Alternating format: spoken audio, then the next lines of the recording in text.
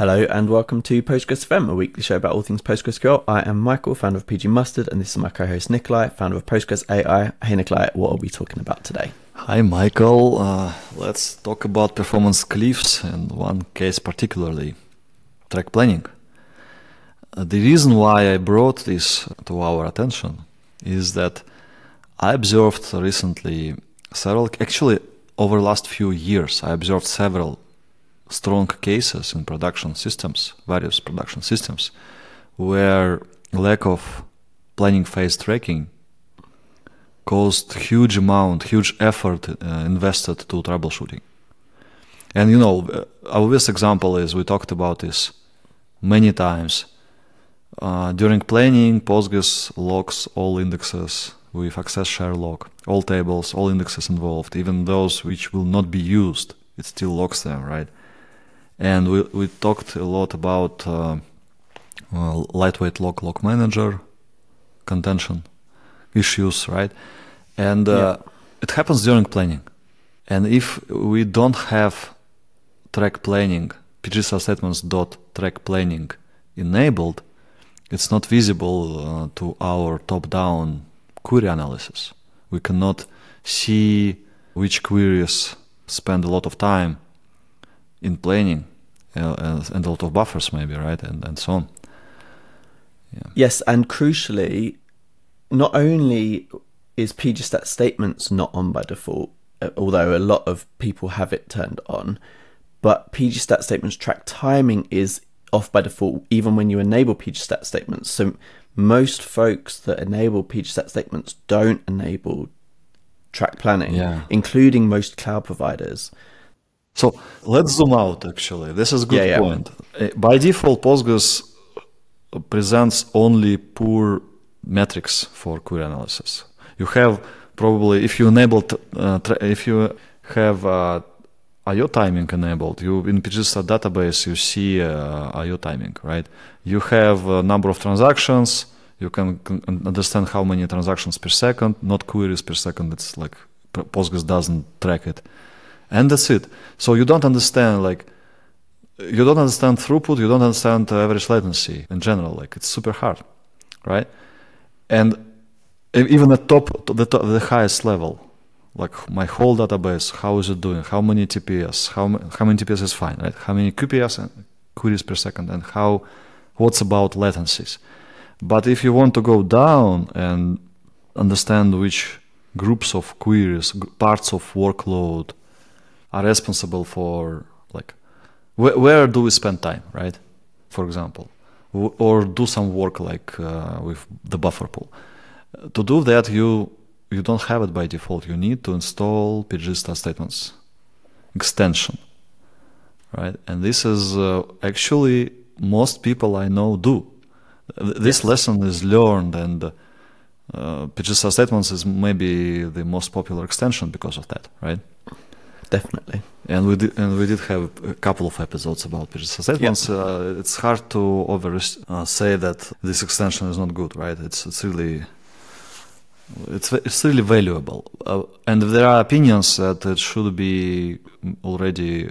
It's time for it to go to the core engine, because it sucks that we install this extension and Postgres needs to analyze query once again, just for metrics. Right, so it should be part of core. But it's already not default situation when you have a good query analysis, and it has problems, as we discussed many times. It doesn't track failing queries and so on. It's another story. But next step, we install pgstarstatements. We see actually kind of all queries. Top 5,000 by default, right? It has pgstarstatements.max parameter, which controls how many normalized, aggregated, or official language is normalized queries without parameters are tracked. But then at some point, and actually I think many folks don't understand it. Honestly, I didn't feel it so deeply as I do it now, last couple of years maybe. We track only part of Postgres work. We track only execution. We don't track planning. And planning can be a huge headache if workload is heavy and machine is huge and so on. So in heavily loaded projects, not tracking planning means like you can like very roughly, you can be in trouble in 50% of production cases when you need to investigate what's happening or what's causing high CPU consumption, for example. But PGSR statements doesn't know, it doesn't see it. It doesn't see the planning phase at all, only execution phase. So it feels like very weird. It's like we install PGSR statements, we tell all people who have OLTP install it. We know like overhead is quite low, and we will discuss it deeper in a moment. But then we say, okay, actually the PGSR statements extension you actually installed, it's like half of extension, because it's only about execution. But planning is super important phase, and we don't have it, right? So all folks who have PGSR statements, most of them, all folks who haven't changed settings of PGSR statements, they have only part of solution. Yeah, I would probably make the case that it's a bit more than half. Like I think planning in general is like a much lower proportion of performance issues are planning related than execution related, in my experience. But I do take your point that it's not 0% planning related. So even if it's 80-20 or 90-10, there's still a whole category of issues that we're not spotting by having this off. And I think there's a couple of extra things I'd add. I don't think it's just heavily loaded systems. I've seen planning dominated queries that are analytical in nature, where it's just somebody trying to diagnose why a single query is slow, and that is hidden as well if you're just looking at things like... This is just-in-time comment, actually. Well, there's just-in-time compilation as well, good. But sticking to planning, I think there's a few confusing things, and I see this mistake made by all sorts of quite expert people as well, when they might be looking at a single query plan, and they say this query plan only takes 100 milliseconds. But there's 10 milliseconds of planning as well. Like, they're only looking at the execution time. They don't realize that the planning is in addition to the execution time, which they should be saying it's 110, or how they should be summing those two. And the same is true in PGStat statements. We should be summing the two, and we can't sum the two if it's off. Or we can, it's just it mistakenly tells us that there's zero planning time, where it's actually just not being tracked. And PGStat statements had only metrics called like total time, mean time, and so on, before Postgres 13. And since 13, there are like it was renamed, right? It never tracked planning, right? There was no planning; it was only execution, but the naming made it clearer. And on 13. In 13, it was renamed to PG exact time. The total exact time, mean exact time, and so on. And there is another group of metrics, total plan time, and so on, mean plan time, and so on.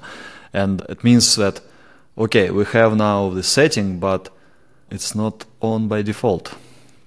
And exactly. Yeah, and it means we have a second lesson to learn. Should we enable it? Like we say, install PGSR statements. Like, don't go without it, right? It's number one recommendation in terms of query analysis. Always have PGSR statements. I remember when it was appeared, some rumors said, okay, it adds like 7% of overhead, but it's worth it. Well, as we can see now, it's actually very small overhead under normal circumstances. But we had an episode showing, remember, 4 million TPS. Showing that on edge case, overhead can be drastical and like drop performance. It's like performance cliff. But I doubt normal projects reach that point. It should everyone should be aware of that overhead. But under like it's a cliff. It doesn't come immediately. It comes only when you reach a lot of queries per second for particular query ID, right? And yes, and I think this suffers. Tell me if you think I'm wrong. I think the problem here is that the easiest way to stress test Postgres, or the easiest way to do a quick benchmark is using PG Bench, Yes. which has this exact. Let's not unwrap all pathological- secrets immediately. Let's Okay. So let's sorry. talk about like we are like problem like PGStat statements is number one recommendation for query analysis. Install it. Yes. Everyone agrees. Good. There is some overhead. We don't see it like it's not huge. Okay. Well, we saw it can be huge, but with some pathological workloads, right? And we will discuss it. Now, question of this episode basically: should everyone start saying enable track planning, right? Should we like first default situation when Postgres doesn't have anything, and then we install extension? Okay, everyone learned this lesson. It's kind of solved. Should we consider the second lesson similarly and tell everyone enable track planning, because this gives you full power of PGStat statements now? What do you think? My current opinion, and I'll be happy to adjust this as the episode goes on, is I would enable this very early in a project these days. And doing research for this, I did come across some interesting things that I didn't realize, including why and when the default was made off. But yeah, I would say when you've not got high volume, high load, turn it on while you've not got high load, and then reassess if you end up with a pathological workload. This doesn't, which like, I don't think you will. I understand this approach, and usually it's good. For example, if we had some overhead which would grow like monotonically with, like, I know. maybe like linearly or somehow with our workload, I would understand this approach, because like take these weights and like go to gym with additional weights all the time, so you got used to it. But in this case, it's very different. We don't have any noticeable overhead, like as we saw from benchmarks. We don't have it, and it happens only at very, very, very, very extreme situations. Right. Let's talk about history. I just learned about what you found right before our recording, so I was super surprised. Tell us more about it. Very interesting. Yeah. So one thing, like an easy thing I do in preparation for most episodes, is just check when was the feature introduced, what was the commit, what was the discussion around it, and I noticed it was in version 13 that it was introduced, and I went to the version 13 release notes to see what was said, kind of as a high level summary. And the release notes now have these awesome little links to the commits. Even for old versions? Well, 13 had it. I knew they did it for the latest version, and I was surprised to see them in 13, but very pleasantly surprised. So thank you to whoever did that. Backported. That's great. I didn't know. Yeah. So every item in release notes, we can quickly trace discussion, commits, and so on, right? That's great. Yes. Exactly. Or you can go to the commits, and then from the commits you can go to the discussions. In most cases. Yeah, in most cases. But often new features, especially simpler ones like this, like small, like a new parameter, they'll only have one commit. This one had two, which piqued my interest immediately. So I opened them both, and the first one was pretty normal. It made sense that this was added, and then the second one, it was when I realized. Oh, it was during the beta. It was during the beta phase for 13. Somebody had reported a performance issue with having track planning on, and turning it off made the performance go back to exactly how it was in 12. So basically, they had a regression according to a synthetic benchmark, and then asked could we turn it off, and it was pretty unanimous. I think it got a few replies, and all the replies were in favor of turning it off for the version 13 release, and it's not, as far as I could tell, it's not been revisited since. Yeah, so I now understand much better what's happening here. Let me like unwrap it here. So what happened? It would be obviously good if it was enabled for all by default, right? But then it was learned that there is performance degradation, 45%. Okay, it doesn't matter actually. It can be 90% in some cases. It depends on your machine and so on. And it was related to spin lock contention in PGStat statements. And this is exactly what we have recently observed in our benchmarks using our AI workflow. which we discussed also several times. I wanted to say like how I see our benchmark workflow for kind of synthetic benchmarks, PGBench and so on. Like we built a lot, and we collect like 80 artifacts for each run, very comprehensive configuration for everything is stored, we can reiterate. And I see LLMs is just like kind of oil. So eventually we should have well-oiled machine, right? Engine. But the main part is not in LLM. It just makes it easier to iterate.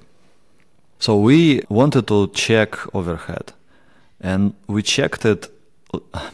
So PGBench, which was also used in this research mentioned in the mailing list, PGBench by default is not limiting TPS.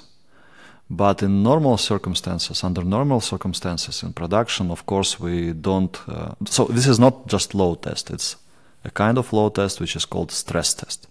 Mm-hmm. Right? So we are on the edge. We are checking what's happening on the edge. And in production, we don't have it normally. You don't want to work at 100% CPU usually in OLTP, because you will experience various interesting phenomena like this, basically, right? So spin lock. And we checked it, and like we took very big machines, I think 192 cores with fifth generation in Google Cloud, still spending Google Cloud credits, right? Fifth generation of Xeon Scalable Intel, and almost 200 cores, a lot of memory. It doesn't matter because we also took small scales 100, it means 10 million entries in PGBench accounts only. And we started, first we started not select only, no difference. Like if you use read-write workload, you don't see difference. But once you switch to select only workload, you quickly observe. So what we did, and like in our show notes, we will have links to details, all details with all numbers and reproducible with all pictures and so on. So we start with just one client and 10, 20 and so on, 100 and so on until 200 clients, and we expect that we should basically grow in terms of TPS, right? Because more clients, more TPS, and Postgres these days scales to many cores quite well. But we quickly saw that we've enabled on this machine, quite powerful machine, right? We've enabled pgstart statements track planning. Peak is reached after between 30 and 40 clients, very early, wow. And then TPS goes down. And without track planning, similar picture actually, but it's later until like 70, 80, like 2 times to the right. 2 times more clients, and TPS also higher. And once the peak is reached and we go down, so first the lines are together, but once peak is reached and we go down, we see like kind of 2 times difference. Peak is reached 2 times sooner, and TPS is 2 times lower. Interesting, right? But looking at this, I was thinking, okay, why do we have peak without track planning reached much sooner than 196 cores, I think, vCPUs? Because normally it should be there. How many cores we have? This is our maximum, most like optimal point of load. There are nuances because we run PGBench on the same machine, so we limit number of threads by 25% of cores, so we couldn't like have all CPU consumed by clients, basically, right? So anyway, then I recalled our February tests, and we had a podcast about it, an episode about it. PGStar statements overhead, 4 million TPS. We needed to remove PGStar statements to reach maximum workload. And I remember when we removed it, peak shifted to normal position, closer to number of vCPUs we have. So what does it tell me? Okay, I'm thinking, it looks like PGStar statements has some significant overhead, but when we enable track planning, this overhead doubles. And then since our automation collects flame graphs. It collects PG weight sampling analysis and so on. So we quickly identified there are spin locks indeed, but the same spin locks are present when you just use PGStar statements. This is most interesting part, right? So on flame graphs we see, and like I think I should publish report. If I have it already, please let's have it in show notes, link to report. So in flame graphs we see that without track planning enabled, for this particular workload we have spin lock contention, and there is a very wide s_lock function inside PGSS store. PGSS store, it's a function which saves metrics. So what's happening? To PGStat statements, that's the PGSS, right? Yeah. And like I would expect, like I remember in February, I expected, like I wanted to quickly reach 1 million TPS and go further. And I know it was achieved by Alexander Korotkov in 2016, like 8 years ago. So I was very surprised I couldn't reach it easily. And only when I removed PGStar statements, I reached it. So what's happening here is with PGStar statements used, not track planning, just PGStar statements. If you have so weird workload that it's just a single query ID, and it runs like hundreds of thousands of TPS for this QPS in this case, queries per second, for this particular machine, it can be lower. Actually, we reproduced problems on 8-core machines. This is a super interesting point as well. Yeah. So this performance cliff can come to you on small machines as well. But wait, how many concurrent connections? I guess like it comes sooner. Well, it comes sooner. Let's. I don't remember from top of my head, but I know this problem can happen sooner. So idea is if we have limited resources and transactions, these queries are so fast. Like I think it was like 15 microseconds or so. It's super fast for primary key lookup, but they all fight to update metrics in a single PGStar statements record. And spin lock is required for that.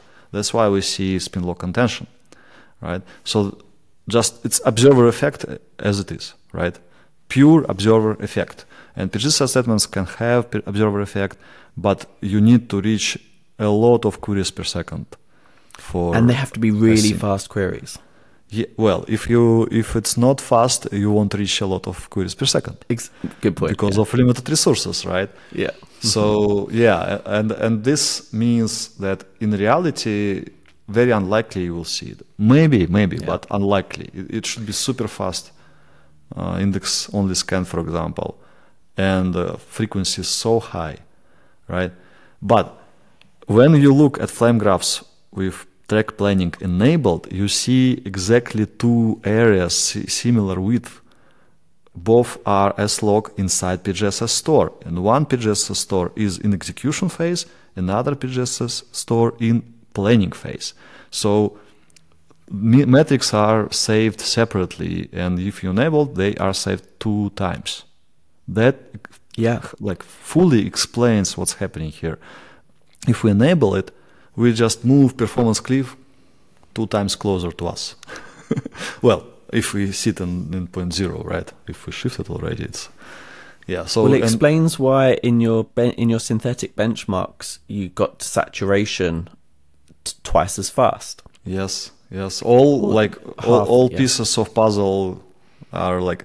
This took like quite a lot. We had 4 sessions of various kinds of research starting in February with PGStar statements and idea let's squeeze a lot of TPS from our big machines. But this is interesting, right? Let's think about it. So we have this PGSS store. Obviously, I think it should be possible to find a way to store it just once. I mean, to save it once. Well, I remember you suggested that when we were discussing privately, and since then, having read the discussions, it's a deliberate design decision to save them separately. And I didn't know about it. So you mentioned a while back, we don't even track queries that fail, for example. Well, now, in a way, we are, because the number of times a query was planned doesn't have to equal the number of times it was executed anymore in PGStat statements. Once you've got track planning on, you can see the number of times it was planned. versus the number of times it was executed. I- And if it Are you saying that if we have failed queries, but it was planned time would be saved? yes, that's my understanding from reading I haven't tested this, but that's my understanding from reading the discussions around the design. Still, I think it should be possible to optimize. Yeah, I understand the design decision, but if we think about either the performance design would need to change, or exactly. But it's a trade-off, and that's it. Like I found that interesting. I remember terrible cases, which were very hard, extremely hard to diagnose because PGS assessments didn't show. Like, for example, merge joins, which, merge join itself, not merge join, some other, maybe hash join was used, but considering merge join, planners spent many seconds, 5 to 10 seconds, just considering it, because it needs sometimes to check the table actual data and see min or max values for some columns, which it's unexpected, but planner sometimes does it. And if it takes too long, planning phase, even if merge join is not chosen eventually, we don't see it, right? Log manager contention, right? Sometimes with JSON B values, we have something like planning is long and consuming a lot of CPU, but we should see it. We should see it, right? And pgstat Kcache, which tracks physical metrics, and those people who are, on self-managed Postgres can use it, and it's great. It also has track planning, actually.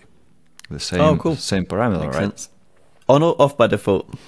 It's off by default, yes. So now we understand the design decision, and we understand that some benchmark which checked very, very edge case, I would say maybe even corner case, because you have unlimited TPS and you have select only single query ID. It's corner case, not just edge. We have two edges coming here, it's a corner case. So likelihood of having it in production extremely low. And in my opinion, decision was wrong. What do you think? Yeah, I think I agree. I can see why it was made. I think if you see, it's quite a startling number. If you look at 45% drop, that was the number reported and shown. I can see why people were scared of that, especially when it was in the beta phase. But in hindsight, especially with what I know now, based on what you've said, it seems like we'd be much better off having it on for everybody. 45% is roughly 50, right? It's like 2x. It sounds scary though, right? It's reasonable. If you are sitting on the edge, you are suffering from this penalty PGS assessments already gives you. You just double it using because PGSS store is called twice. That's why it's roughly 50%. But conclusion here is not let's not enable by default. Let's put a note in documentation that PGS assessments is sensitive to the cases when it's a single query ID and a lot of high frequent queries happening. Right? I think there is that note, yeah. But if there is, it's good. Then track planning just doubles this penalty and that's it. But it's not happening under normal circumstances.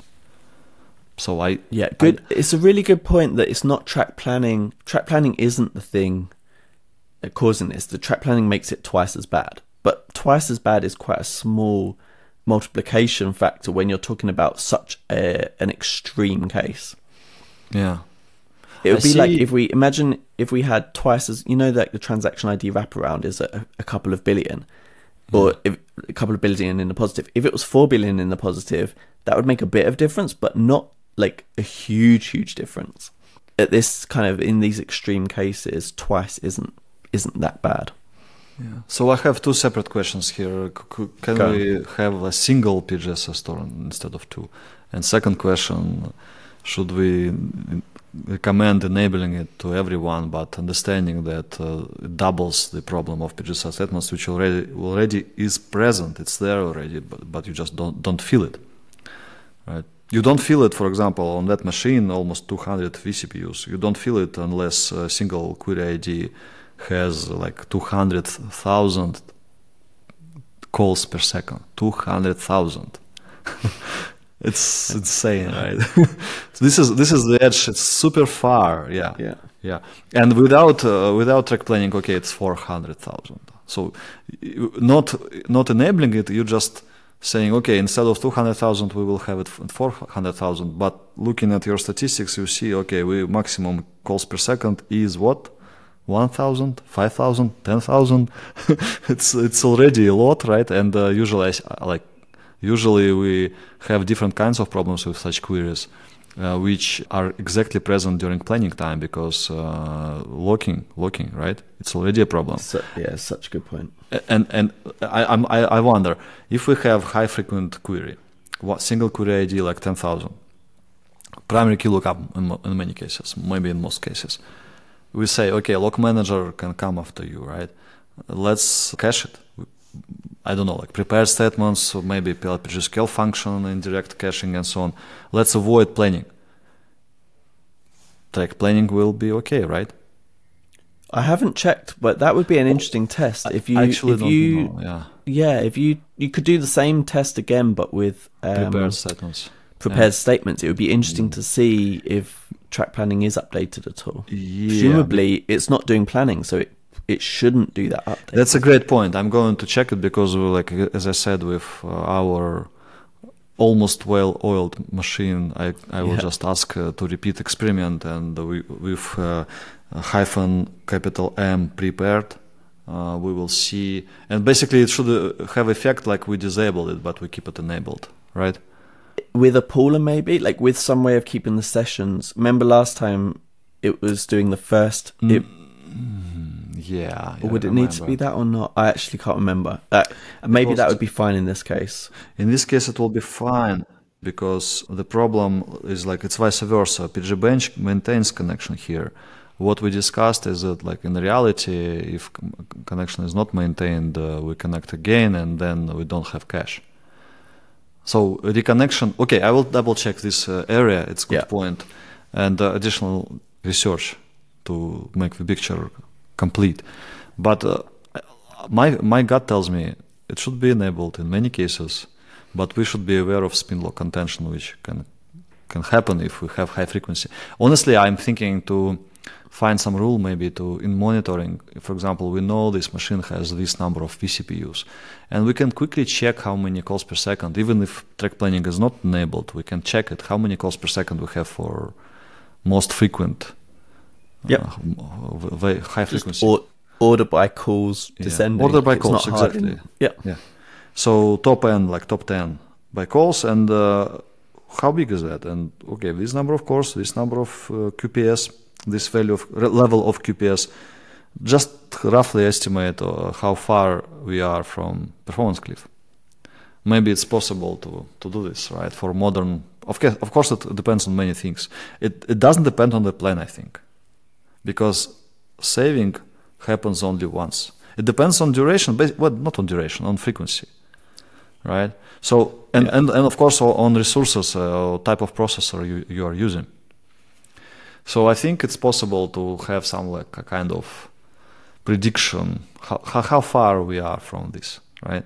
And if we are really far, let's enable track planning. This is my point. Yeah. Meanwhile, let's think maybe it's possible to save it just once and reconsider decision made. That.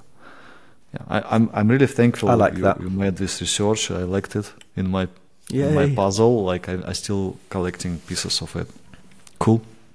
So enable it, but it will double overhead, and be aware of overhead. This is the bottom line from PGStar statements. Yeah. If you ran a managed Postgres service, would you enable it for everybody by default at the beginning? Well, this is another piece of great info you found. We almost forgot to discuss it. You found that many. Well, it's not surprise to me. You sent me the list of managed service providers and what's possible, what's not there. It's not surprise for me that most have it off by default. Surprise for me was that Google Cloud even doesn't allow to change it. Not just Google Cloud, quite a few of the providers. Crunchy Bridge, right? It's definitely not a full list, and I'm guilty of testing more of the ones that make it easy to spin up new instances. But let's do some let's drop some names here. RDS off by default. And Should we go the other? other Yeah, direction. the other way round is the other direction is the ones that do make it configurable. Yeah. RDS is, I think, still by far the most popular. Off by default, but configurable. Bear in mind, pgstat statements in RDS is on by default, so they do change some that's great, defaults around this. actually, For example, yeah. most of these provide. In fact, I can't remember the last time I checked a provider that didn't have pgstat statements on by default. They do. You most mean of them on do. by default? You mean it's in shared preload libraries, or it's created in like template database? It starts tracking queries without you doing anything. You don't have to create extension or whatever the normal thing is to do. I don't remember. Should we create Almost extensions all to providers, something? because they rely on it for their the monitoring they present you runs off pgstat statements for most of these. So it's on by default, but track planning isn't. That's true for almost all of the ones that I tested on. But I think Timescale Timescale is champion here. Yeah. Well, it's configurable, but it's also on by default, which was I think the only one that I found that had it on by default. There probably are others. I didn't check them all. It's quite time consuming. That's great. I love this decision. So yeah, it's great. But a few of the others made it configurable, which is nice. I just was surprised that at least one of the major ones doesn't even. Yeah, Google Cloud configure it. SQL even doesn't allow to change it, and you gave up trying to check Azure. So Yeah, I had limited time and the UI, and I don't. I need to talk to somebody there to teach me how to use it or something, because I was really struggling. Yeah, I understand that. So yeah, so who can like our recommendation is for those who are listening from those teams like Cloud SQL, Crunchy, and Supabase, guys, like make it configurable. It's not please. normal that it's not. Even like I would say, consider making it on by default. Yeah. But at least bare minimum should be like let users to decide, right? I think so, and I think normally when these providers change a default, they'll change it for new instances only, where I think there's just such low risk. So I like that approach of, if people creating new clusters or new instances, have it on by default. Will help people when they come across planning time related issues, diagnose those issues much quicker, much easier, right. Whether that's on their own or once they pull people in. Yeah. That's for sure. Yeah. So good. I hope we brought some food for thoughts to guys who are listening to us. So yeah. Thank you. Nice one, Nikolai. Yeah. Thank you. Take care. Have a good week. Bye. You too. Bye bye.